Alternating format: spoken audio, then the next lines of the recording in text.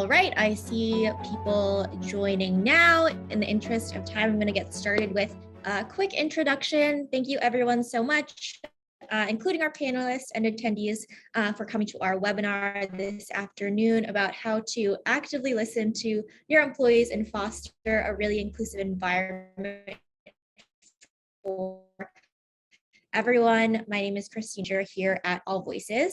For context, if those of you aren't familiar, AllVoices is an employee feedback management platform that enables employees to anonymously and safely report things like harassment, bias, culture issues directly to their company leadership team. We collect that anonymized data and share that with company leaders before it becomes a systemic problem. And with AllVoices, companies have access to that real-time data and ensure that they're creating a place where employees feel psychologically safe and heard. To set the stage for the conversation today, just to share some stats, according to one Deloitte study, 78% of people believe diversity and inclusion offers a competitive advantage to a company and their employer brand. And of course, this is not just a nice to have, it's a need to have, because quote unquote, diverse companies enjoy 2.3 times higher cash flow per employee. So the question becomes, how do we actively listen to employees and make sure we are creating those systems? I will stop talking and pass it over to our panelists to introduce themselves. If you could include all of the good stuff, including your role, pronouns, and the work you do at your company, and then we'll dive into the conversation. Dionna, we'll start with you, and then I'll put the order in the chat so you don't need to remember it. Awesome. Hi, everyone. Thanks for having me. I'm Dionna Scales. I use she, her pronouns, and I work for BuzzFeed, where I've been for a little bit over 4 years. At BuzzFeed, in my current role, I lead diversity, inclusion, and belonging, as well as our learning and development functions. So I lead the teams that do all of the professional development trainings and performance management and that kind of thing. But then I also lead the team that really helps BuzzFeed to make sure that we are staying accountable to our commitments to diversity, to inclusion, and to creating a sense of belonging for all of our employees. So I am up next. So hi, everyone. My name is Crystal Andrews-Brinks, and my pronouns are she and her. And I had the pleasure of leading diversity, equity, inclusion at Ulta Beauty. So Ulta Beauty is the largest beauty retailer here in the country. We have about 35,000 associates and a little under 1,300 stores around the country. So really my job is to make sure all of you, so hopefully everyone is guests at Ulta Beauty, like when you walk into a Ulta Beauty store, that you can complete your entire beauty regimen. So whether that's through the product assortments that we have in our stores, the services that we have in all of our salons, and really create that environment where people can just be celebrated for who they are. Hey everyone, my name is Neal. I actually lead diversity and inclusion with a company called Yext. We focus on AI solutions for businesses. Think of it in certain instances as like Google for your specific company if you are interested in focusing on creating answers for a particular company or for your users. And again, my role in D&I is to not only foster that inclusion, but ensure that we're building out more inclusive practices and improving representation at every level through our organization. My pronouns are he, his. And I've been with the company now since January. It feels like a really long time, but it also doesn't really feel like a long time, which is really interesting. And I'm just excited to join this panel here today and excited to learn from everyone here on this panel. Hello, everyone. My name is Theressa Irigon-Rachetto. My pronouns are she, her, hers. I am calling from Seattle, Washington, from our PitchBook headquarters. PitchBook is a research data company firm, and I'm excited to lead diversity, equity, and inclusion, as well as allyship here to create, just like everybody else is saying, including crystal belonging, which is a very important new word in this space, which is ultimately what we want to make sure that everybody feels here at the organization, at any organization. So thank you. I'm looking forward to learning and hearing from everybody as well. Hi, my name is Laura Del Gaudio. My pronouns are she and her, and I'm in Brooklyn, New York. I'm employment counsel at Zapier. So I come to this conversation a little differently than my esteemed colleagues here, but I do see my role both at Zapier and the other places I've worked as a partner in the diversity, equity, and belonging work. And so just excited to be here with this group. Awesome. Thank you everyone for taking the time to share your thoughts with us. We have a couple of questions on this very meaty topic, but for the audience, if you do have questions, feel free to send them over to us directly or write them in the chat as well, and we will answer them.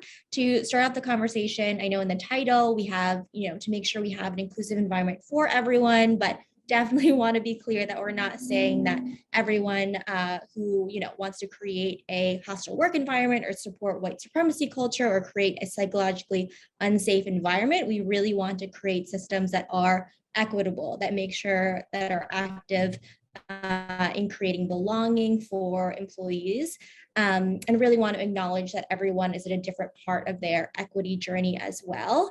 To kick off the conversation, I would love to ask if you can share an example of how you kind of took employee feedback from any part of the organization and made a change. This could be a process, initiative, system, or benefit. Neal, we could start with listening tour when you started, and you're the first person in this role, I believe. So it could be a change or kind of how you communicated with that employee who gave the feedback. Great to kick things off. Let me just first say that and this is not a pitch to anyone in particular, but I've never actually been a part of a company where I could, make significant changes in a pretty short amount of time. A lot of the other organizations that I've been a part of, there's a lot of bureaucracy and a lot of red tape. And stepping into this role, interviewing with everyone from the CEO on down, the buy-in was there. And that signaled to me that I would be able to make a lot of significant and impactful changes. And obviously leveraging what we call Yexters, our employees, to provide some contextual, hard-hitting feedback to be able to make changes in pretty short order. So there have been two things that we've actually been able to implement in my short time of being here. One of those which is really ensuring that Juneteenth receives the highlight and the recognition that it deserves. Dating back to last year, the unfortunate passing and murder of George Floyd, everyone was up in arms. Obviously, from a corporate perspective, people were trying to figure out how to really have some healthy conversations around that. But to be quite honest, things kind of went dormant thereafter, and didn't necessarily reach a fever pitch until the following year, where the trial and everything else like that.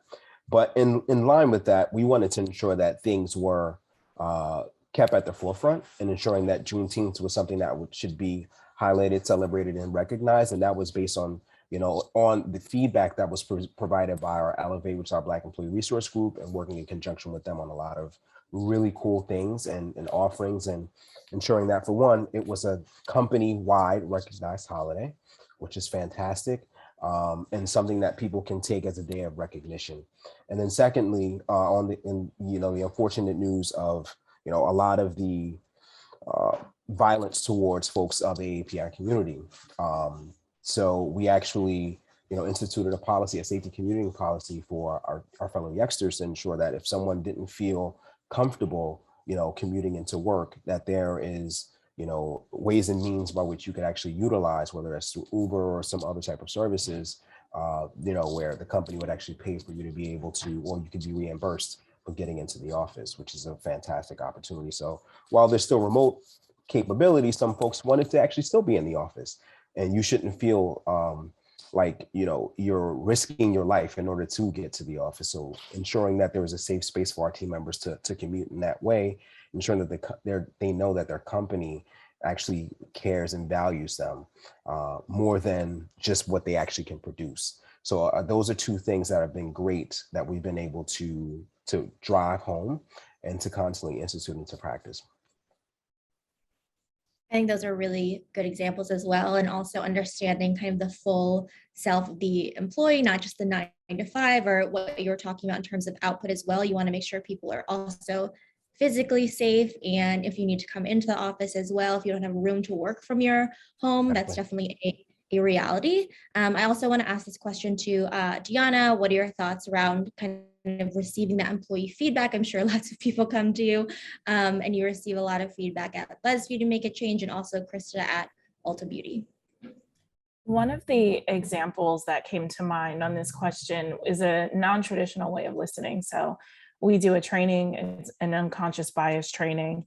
And one of the activities that we do is a conversation around insider-outsider dynamics. And we talk about who might feel like insiders at BuzzFeed versus who might feel like outsiders. And so that we can highlight and, shine a light on those types of dynamics. And one thing that we kept hearing as we did the training was the people who were hired during the pandemic might feel like outsiders, because not only have they're newer to the company, but they've also never worked in the office where you build a lot of those relationships. And so after hearing that in a few different sessions, we said we have to do something to specifically do some outreach to the people who were hired during the pandemic and help them to make connections.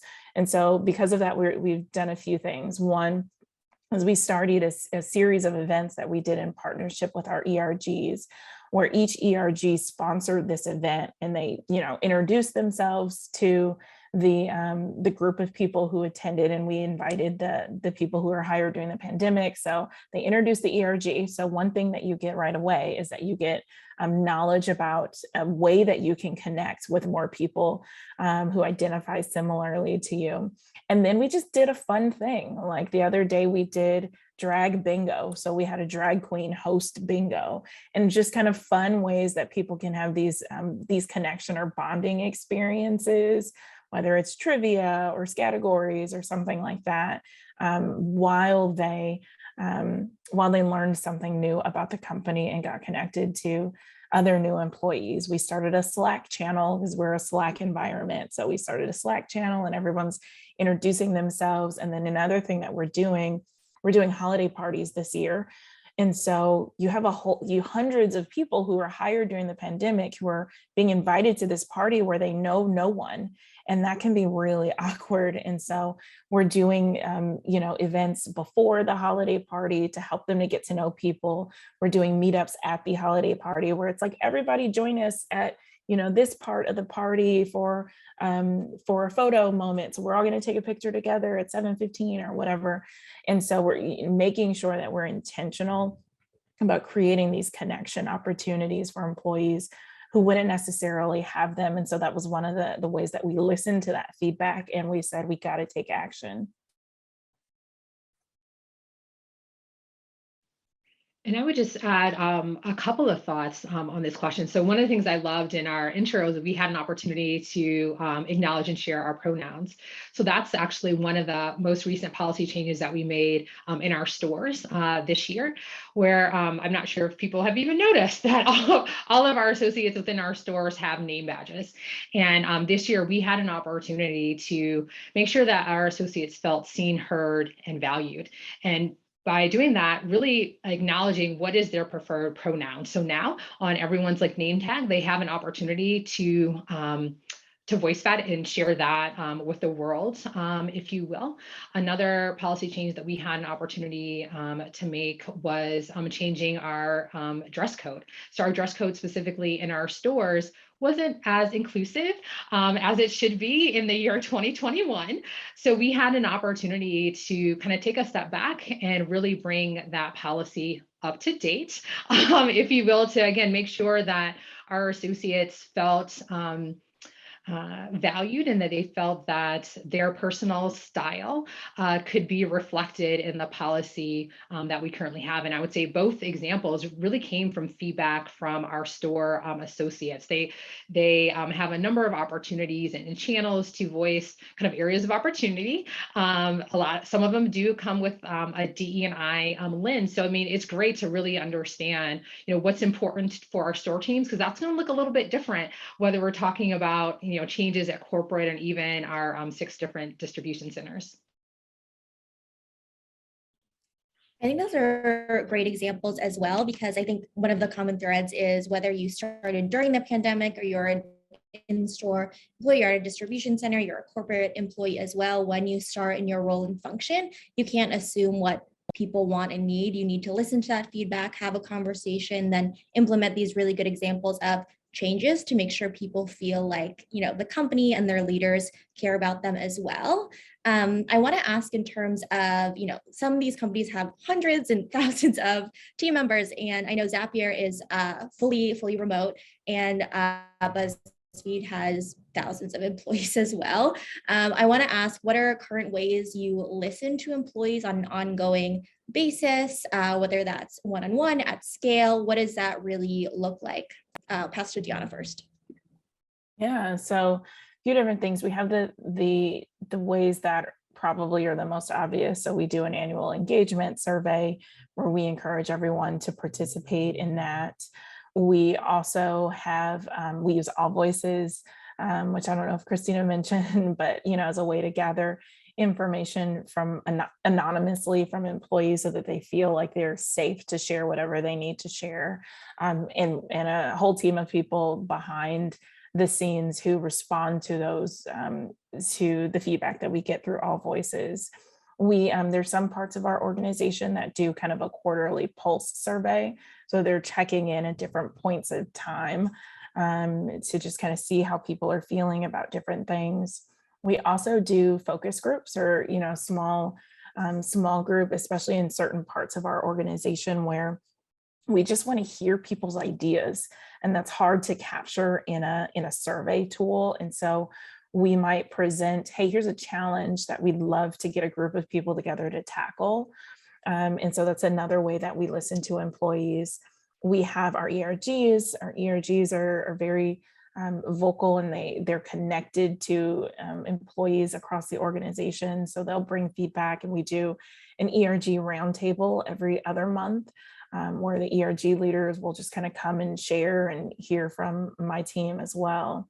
And then I think the last thing I'll say is we have our DI&B Counsel, and that has representatives from around the company who will share some of the challenges and the wins that their particular organization is having around DI&B.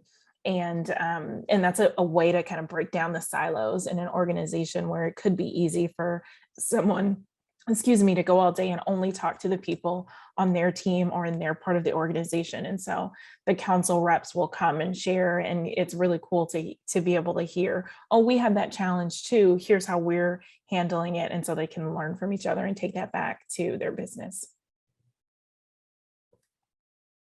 And then I think somebody just asked, I'm so sorry, throwing out acronyms without explaining them.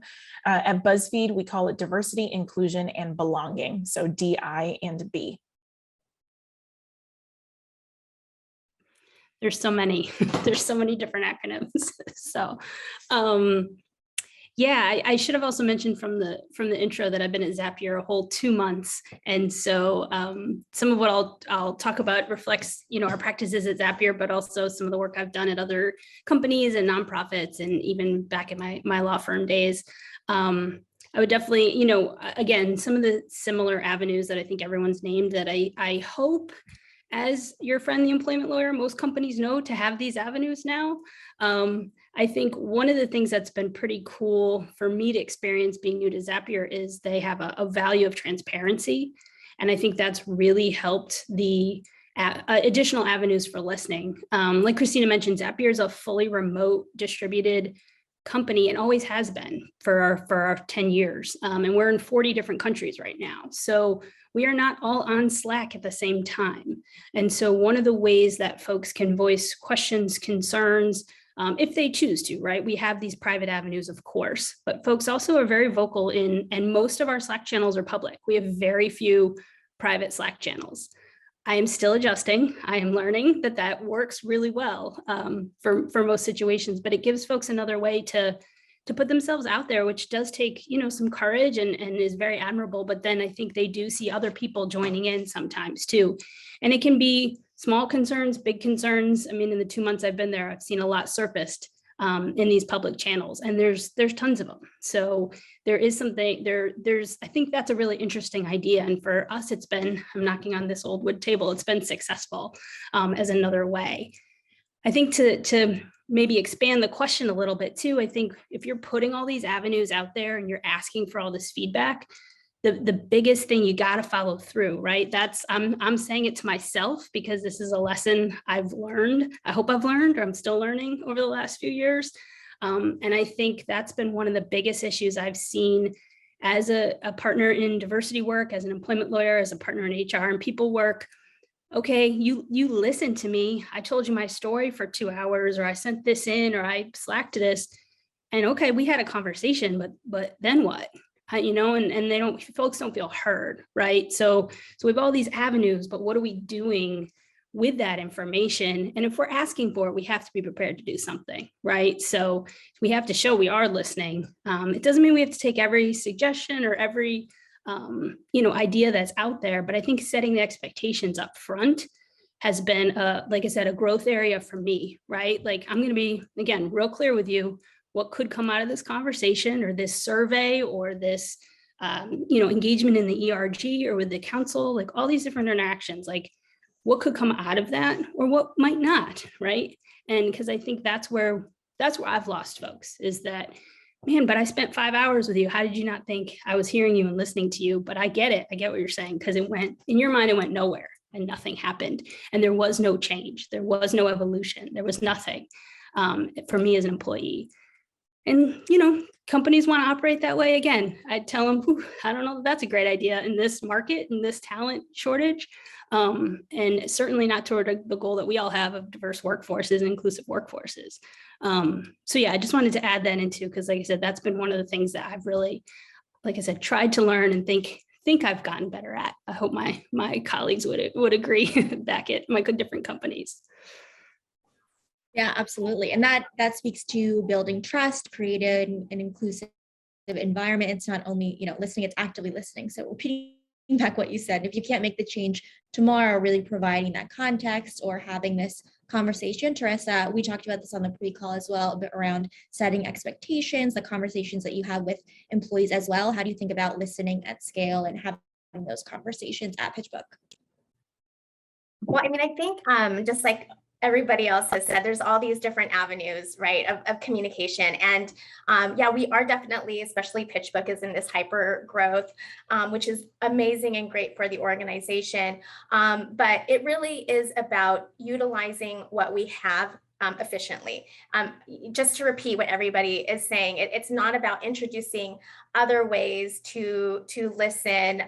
It's about what are we using as listening tools right now and making them better and making them more intentional. So really just driving home what Laura was talking about, what everybody else is alluding to, is the accountability and action to that. It's setting up the expectations. That's part of active listening as well. There's a difference between critically thinking and actively thinking, critical listening and actively listening. Use these times, whether it's pulse surveys, address what's actually in there. We have these one-on-ones. You have courageous conversations. You have the ERGs using those opportunities to make smaller communities for employees to get together and have these real conversations. What's going to come out of those? And that's where everybody is talking about, is actually using what is talked about and addressing them.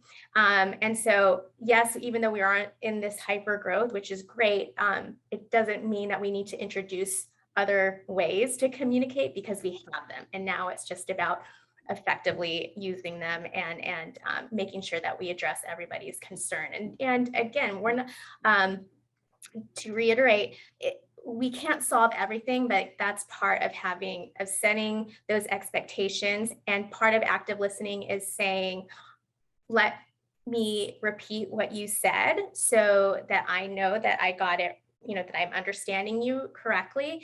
And what can we do to solve these or to work together to make some changes or shifts. But it's not about introducing new ways. It's really just effectively using the tools that we have right now.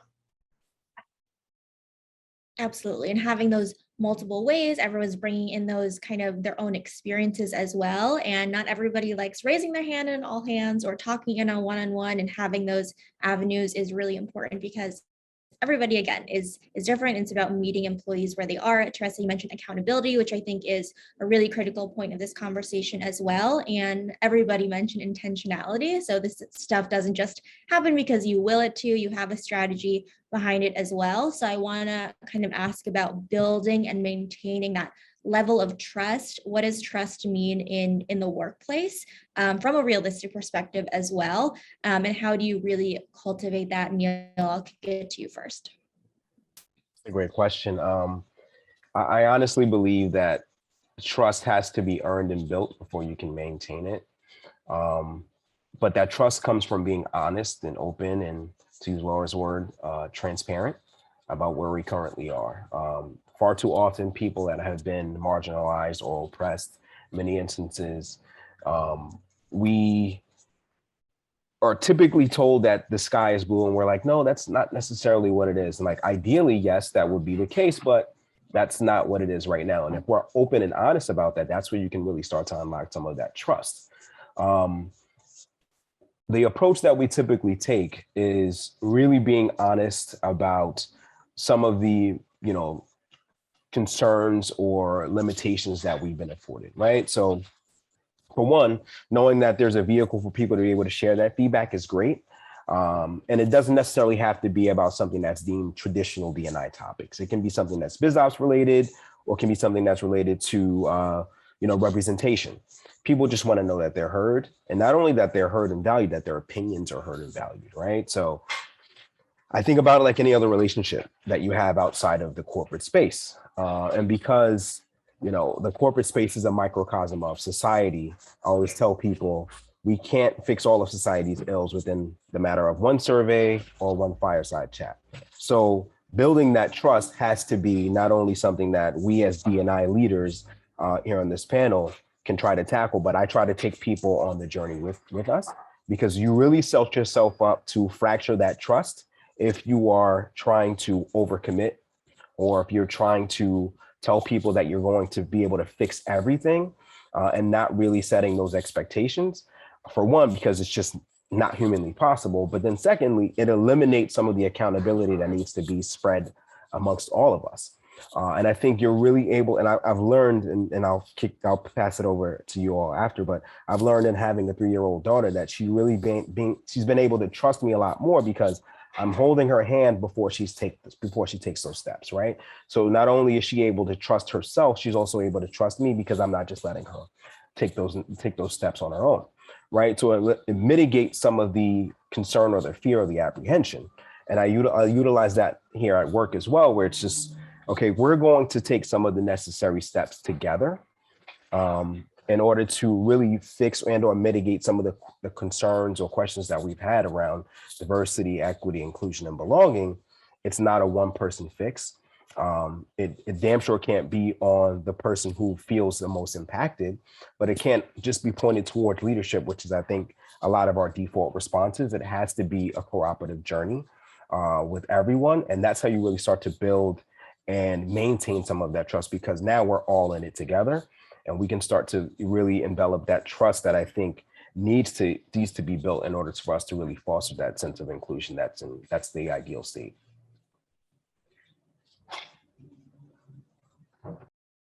Yeah, I love everything that Neal said, and just to do a double click, kind of how do you bring that to life, right? And regardless of what organization that you're at, regardless of your budget, how do you kind of bring this to light? So one of the things that we've used at Ulta Beauty is, one of our partners is Catalyst. So Catalyst has an amazing infographic called "What is Trust and Why Does It Matter?" So to give you the quick clip notes, trust is they say trust is more than a positive feeling. Again, that goes to everything that Neal shared. It's really an action that your employees experience in their daily interactions with their team members, their managers, and in our case, our guests.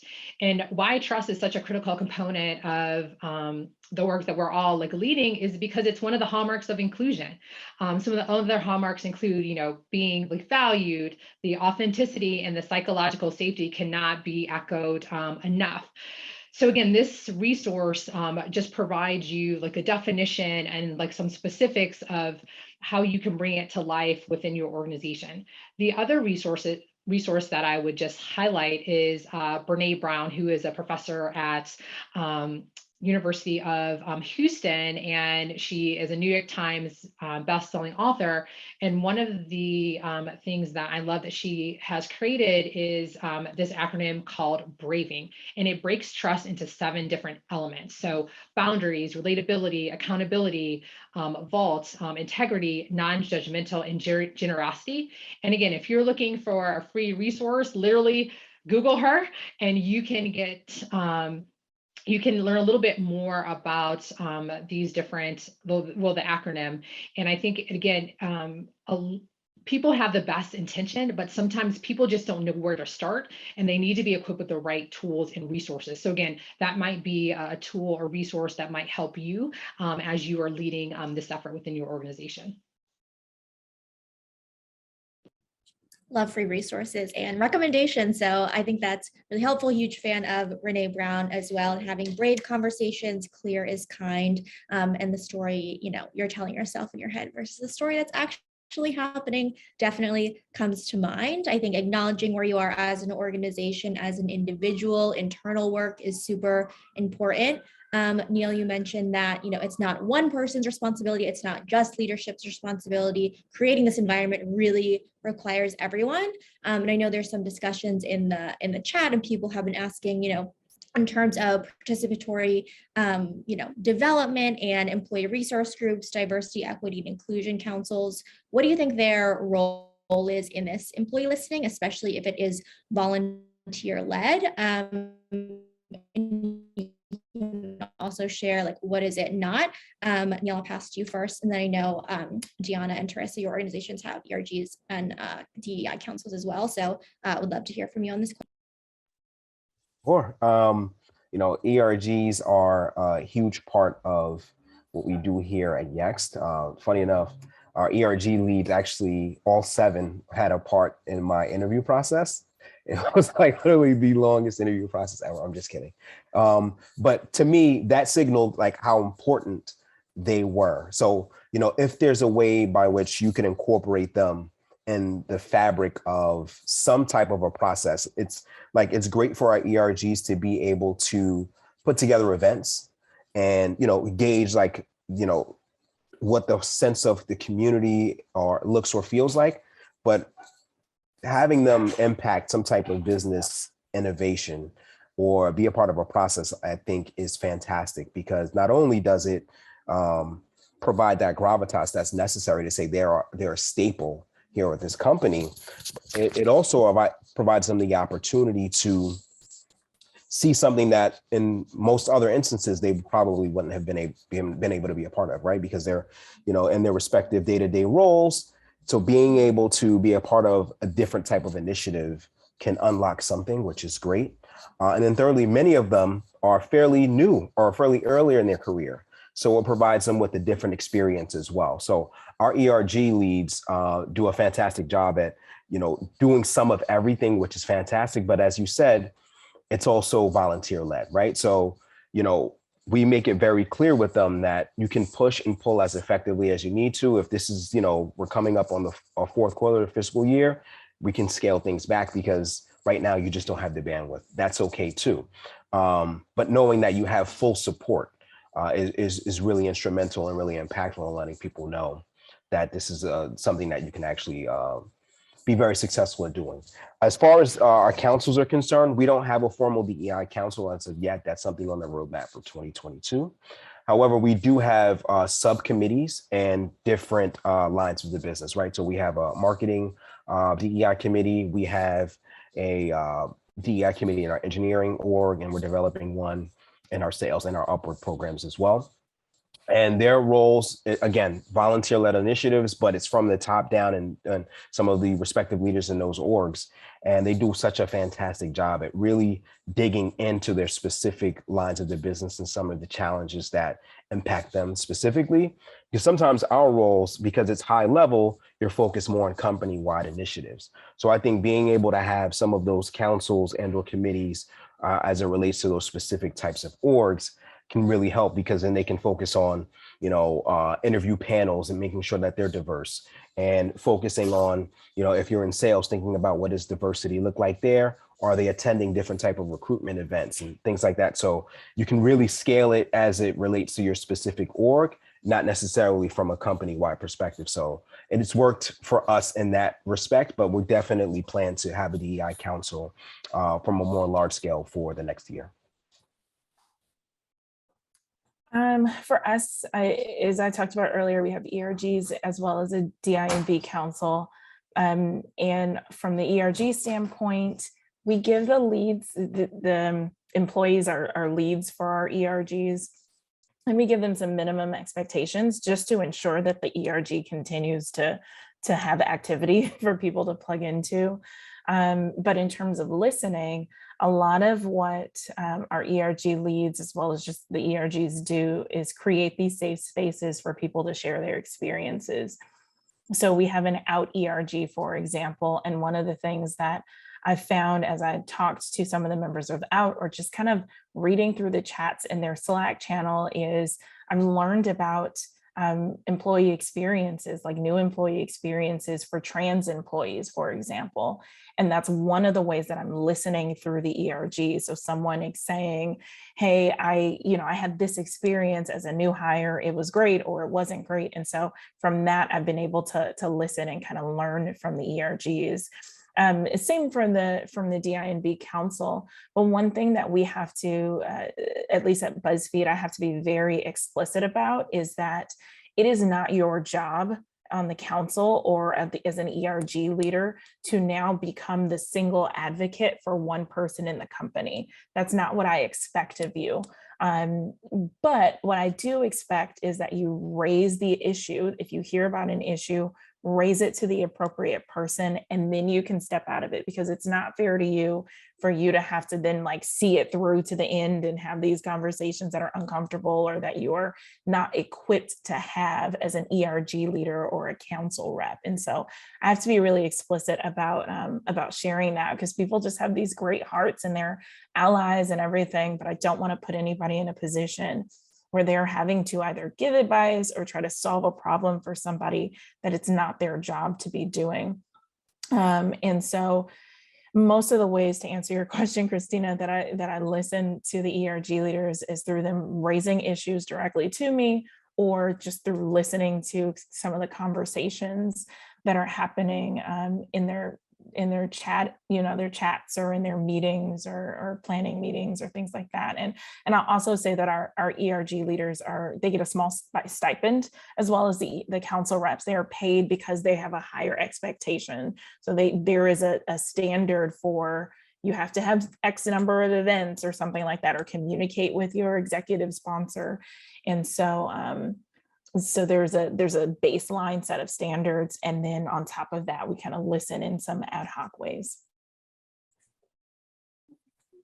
I just want to say yes to everything, Giordano. Thank you so much. But same thing here. I mean, I was fortunate enough to be with an organization that had over 23,000 employees and did diversity, equity, and inclusion work there. So had employee resource groups and then they progress to business resource groups. And so I encourage everybody to kind of look at what these steps of the growth of employee resource groups. They can start at more the community base, creating that safe space and brave space for people to talk and make connections, and then go into a business resource group. And that's part of setting up those expectations. Just like Dionna was saying, this is what the expectations are, this is what you are not doing, what you're not, and so that you're aligned. And just to add on, but I mean, again, Dionna, excellent. Neal, thank you as well. But yeah, it is one of those things where this is my role and I want you to be successful, but I also understand that this is also volunteer as well. And so, but what I have done with employee resource groups and then also business resource groups at the other organization is really change it so that they are looked at as actual resources and not just we're going to have a party with foods from a different culture. You know, they want to make impact. And so this is how you're going to do that. And part of that is getting the executive sponsors. And so usually our executive sponsors are from our executive leadership team. I have, because ERGs are new to PitchBook, we have it so that there is at least one executive leader and a senior leader, so that they not only are they supporting each other through this new program and new process, but that they're also learning from each other. And again, providing that listening for them, especially since we are an organization where your leaders don't necessarily look like the people that are involved in the employee resource groups. So learning from that experience and listening, empathetic. I mean, talking about listening, and Brene Brown, oh my gosh, I use her empathy video so much when talking about DEI in the workplace. So look at YouTube, is an amazing tool. But it's great to hear that there are organizations that are valuing the time that our ERG leaders are putting into it. And so what I've done also is making sure to put in the budget to put in extra money towards those who are leaders into their education stipend, so that they can use that towards whether it's, you know, a listening or how to listen properly, or a DEI course that you can get online, but making sure that, you know, that they're also given the tools to be successful as leaders as well. And then also changing the mindset, or really not necessarily changing, but telling executive leaders and executive sponsors that this is your pipeline. Not just the leaders, but the members as well, because these are the people that want to make impact and want to make positive change and get involved in the organization. So look at your pipeline. Who is missing? Why are they missing? And making sure that you're using these employees that are actively volunteering and actively getting involved to make us better are being recognized for the work that they're doing, because this is a leadership skills building role. Thank you for kind of sharing that context, everyone, as well. I know everybody has it kind of set up differently as well, but employee resource group leaders, DI council members, really important culture conduits as well for company culture. A question from the audience is, what advisor role, if any, do you play in other company decision-making? For example, the decision of a company to work hybrid or fully remote, or benefits changes, or professional development opportunities, or career paths for employees? Anyone can answer this question. I can take the first stab at it. I have the unique opportunity to be a part of a lot of those conversations, whether it's a return to work committee that I sit on with a number of our other global people team leaders, or you know, thinking about, actually was just meeting with our benefits team, thinking about ways in which we could talk through what our benefits or different incentives, and, you know, ensuring that we are adding and or not taking away at the very least for the following year. So, and always thinking about it or looking at it through a D&I lens, right? Historically, when it comes to its role, you haven't necessarily been afforded the opportunity to be a part of that, or those conversations. Is typically focused on more of the feel-good stuff, and or talking more about like increasing representation. But as we've come to learn, D&I is a through line through a lot of these conversations. And, you know, whether you're talking about a parent who honestly just can't get to work because of, you know, childcare issues, or, you know, maybe you're a caretaker thinking about going back to work, that impacts, there's a lot of intersectionality across groups that are impacted by a significant change like that. So, you know, looking at it through that lens and being able to be useful in a lot of those different types of conversations has been a learning opportunity for me, but also for my colleagues as well. So to answer that question, yeah, a lot of those conversations, you know, I'm definitely a part of as well. And I would just add to that from a little secret how to help people come along the journey with you is, so there's a number of external DE&I benchmarking surveys where you have an opportunity to work across the aisle. Right now we're talking about HR with your colleagues in benefit, training, learning and development, where they have to basically kind of account for what they've been able to accomplish with a DE&I lens. And the thing I love about it is some of these questions, the way that they are positioned, it helps us think about it in a different way and challenging us to really be best in class. And so I've used that as an opportunity to engage in some conversations, especially when we get those results back, to say, hey team, based off of where we are today, this is kind of considered best in class. How do we start to inch our way to doing that? One free benchmarking survey is Diversity Inc. It actually has opened up. So even if you go to their website, sign up for the survey, again, like you could, I would say, leverage different tools. If you don't necessarily have a seat at the table like today, try to think about how you can leverage tools like these external benchmarking surveys to help you get a seat at the table, to have be that advisor to help you kind of move your DE&I agenda.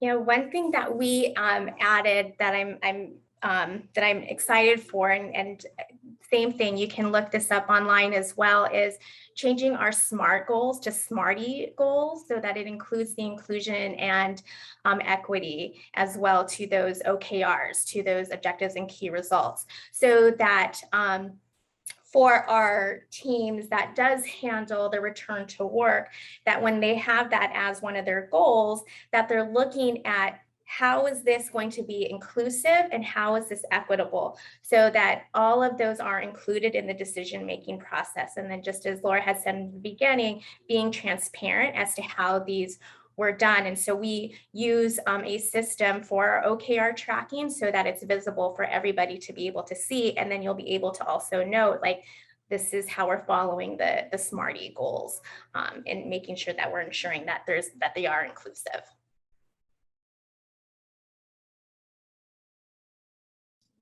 I think using those benchmarks is also a really great idea, and just asking employees, is measuring inclusion is really hard, but you need to kind of have a conversation to understand if, tracking progress, it's never, a check the box. We're not fans of that here. It's always a journey, but measuring success and putting kind of metrics behind it is important.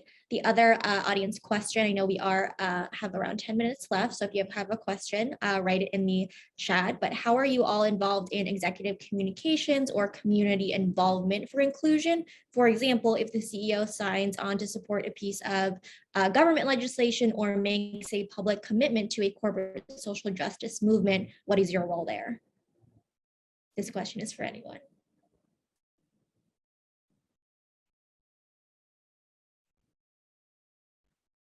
So I can hop in on this. So just from a structural perspective, I sit in HR, but I would say within my broader team, I'm actually teamed up with the executive communications team, which is definitely serves its purpose when we have, unfortunate situations that happen within our country, as well as members of my broader team are also part of community relations. So really it's a all hands on deck.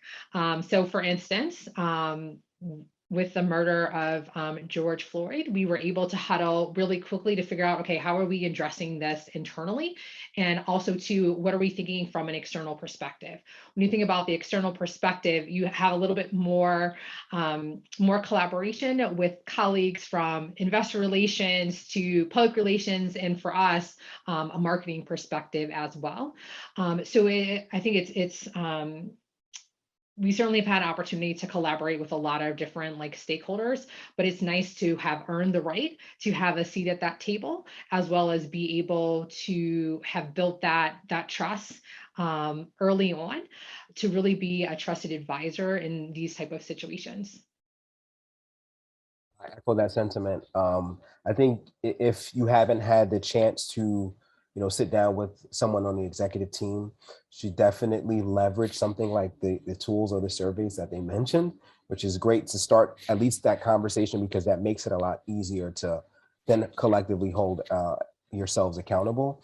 But going back to your original question, I've been able to have a number of conversations with our executives, whether it's through anything that we're going to be rolling out publicly. We have our PR teams that we also sit down with to ensure that, we're communicating the right message, that we're being as inclusive as possible, and or maybe this isn't necessarily something that we should be involved with, right? So, looking at it from a number of different perspectives and ensuring that we are being as inclusive as possible, ensuring that it's also on brand, right?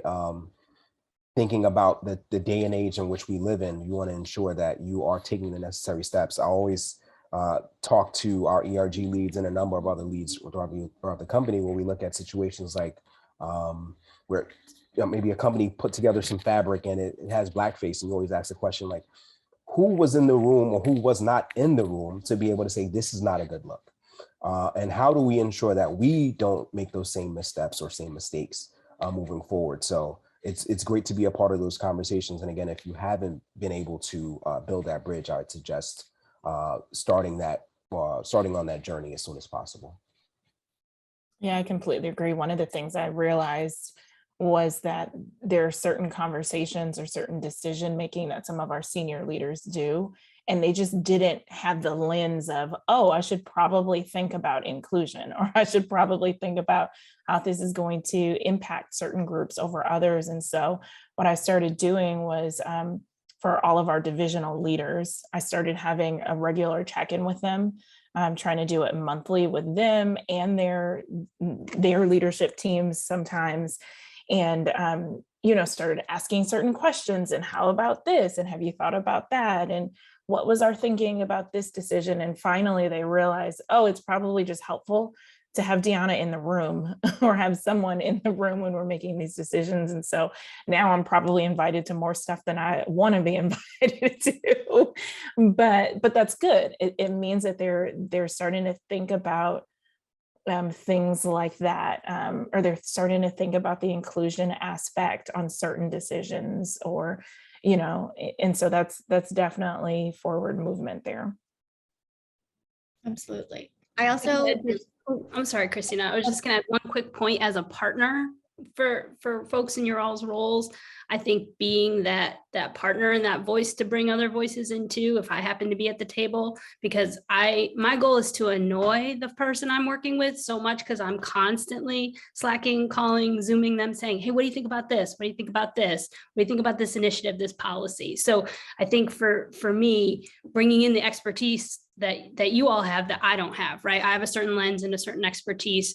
But I see it as part of my role to also bring in that expertise and make sure, because my experience, again, not at one certain company, but it's very uneven when folks are at that table. And I think that's when you get inconsistent experiences and you hear from your folks about that. So I think just being that partner and trying to be that, that ally to the work too. So just sorry, Christina, to interrupt. I just wanted to add that too, from kind of my perspective.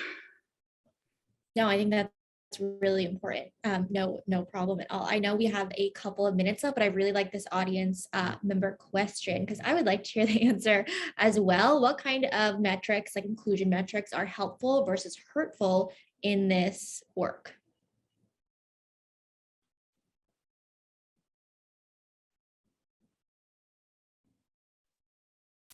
I'll start, and then hopefully some of you all will correct me, add to all of these things. I think that it is difficult in this space to define success because sometimes that implies that there is a place that you're going to get and then you're good and you can coast. And I just don't think that that's realistic in the DE&I space or the DI&B space.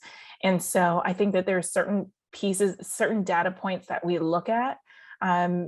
So for example, looking at demographics of our employee base, and then comparing those against census data. I think that's probably one of the obvious things, right, that we look at.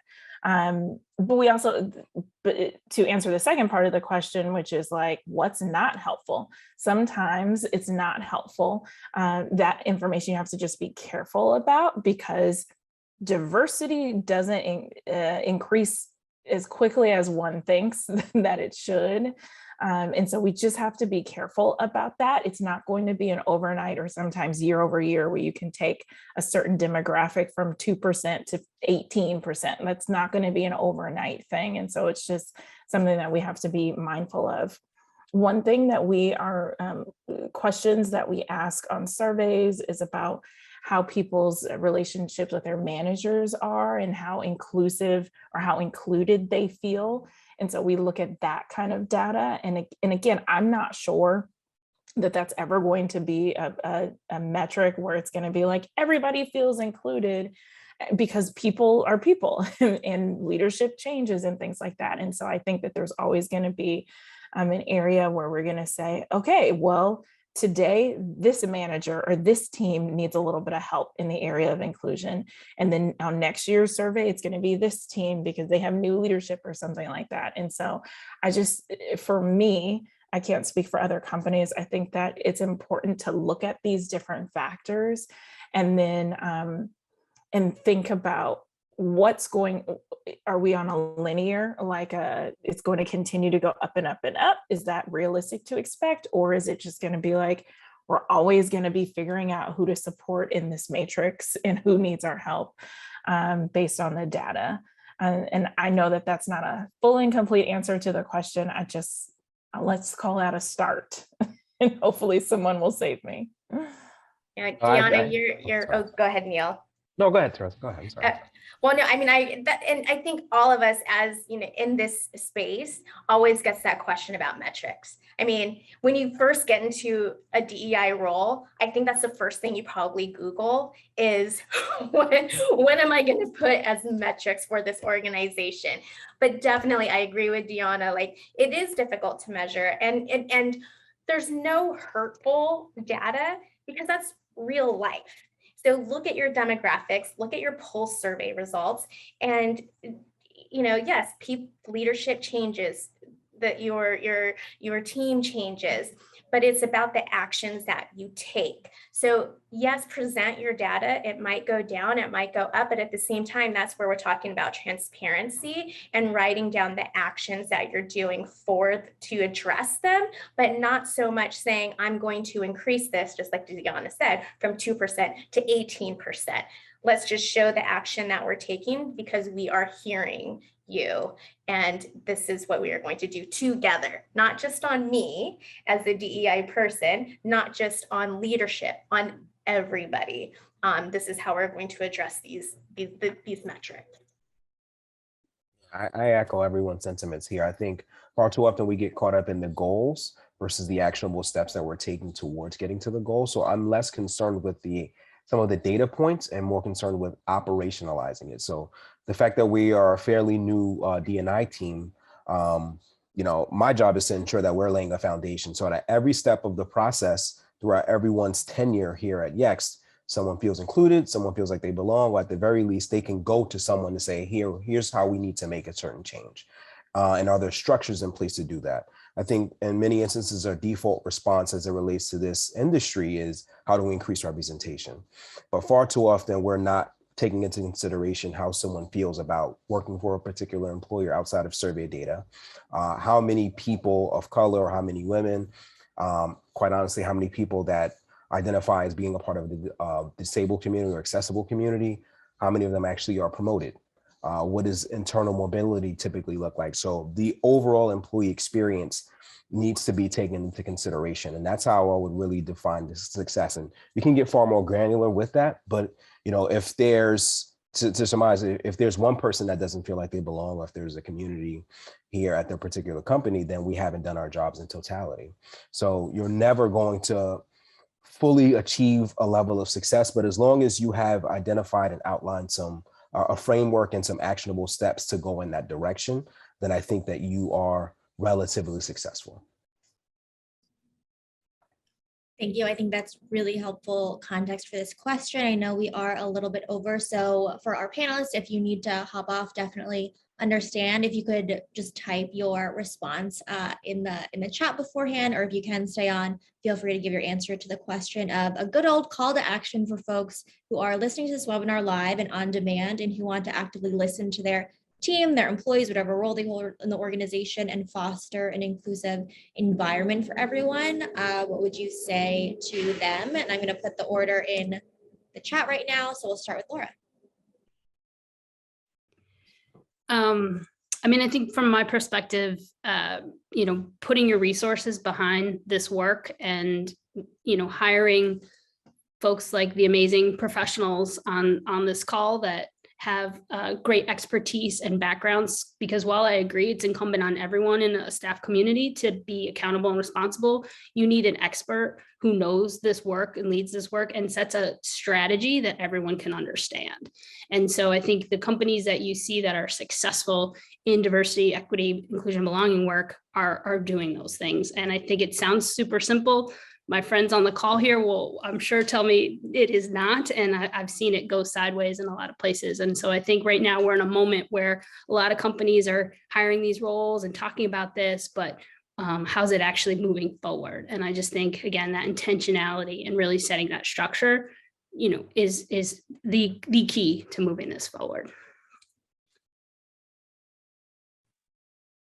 Yeah, my call to action would be to look up active listening.